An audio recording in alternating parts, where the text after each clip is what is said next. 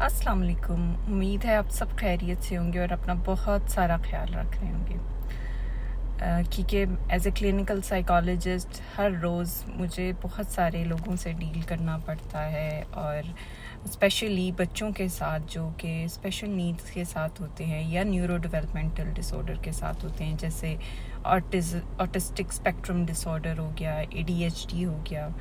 इन बच्चों को ना सिर्फ समझना और इनके साथ काम करना मुश्किल है, as a parents I can understand their struggle. मुझे समझ आती है कि पेरेंट्स बहुत स्ट्रगल कर रहे हैं, ना सिर्फ उनको अंडरस्टैंड करने में और उनके साथ डील करने के में, बल्कि इस चीज़ पे भी कि वो अपने इर्द गिर्द अपनी फैमिली वालों को और सबको किस तरह समझाएं कि उनके बच्चे के साथ क्या इशू है, क्योंकि उन्हें डर होता है कि उनके बच्चे को लेबल किया जाएगा। फिर ना सिर्फ उनके बच्चों को लेबल किया जाता है बल्कि उनके पेरेंट्स को इसका कसूरवार भी ठहराया जा सकता है।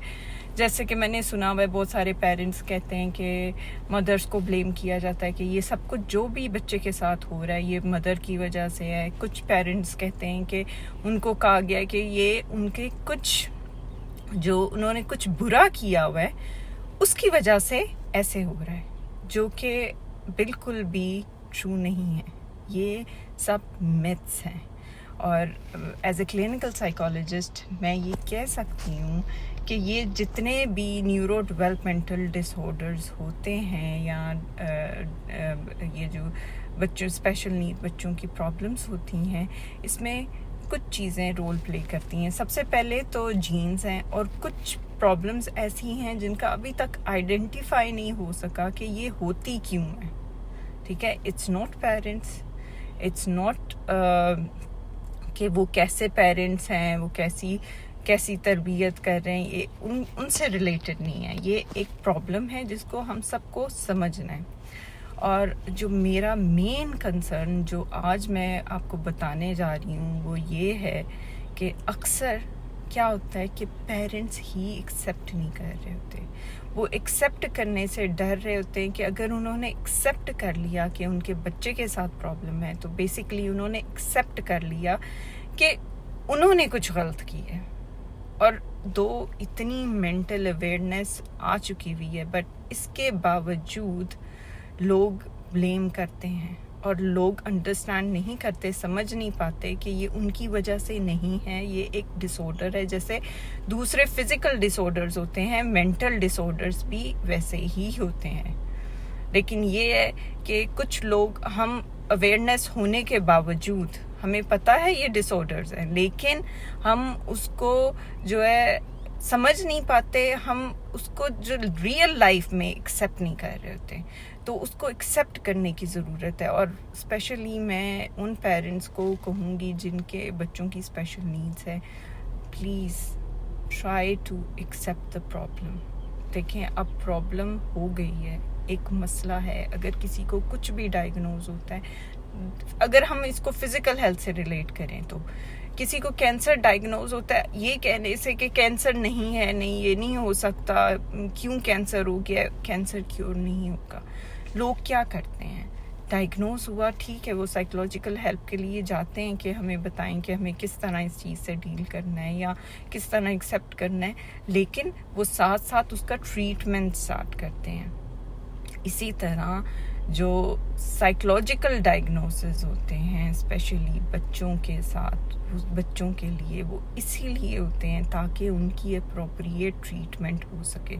फॉर एग्जांपल, अगर कोई इंसान की कोई हड्डी टूट जाए तो बग़ैर एक्सरे के ट्रीटमेंट स्टार्ट नहीं होता, क्योंकि पता ही नहीं कहाँ से हड्डी क्रैक हुई है।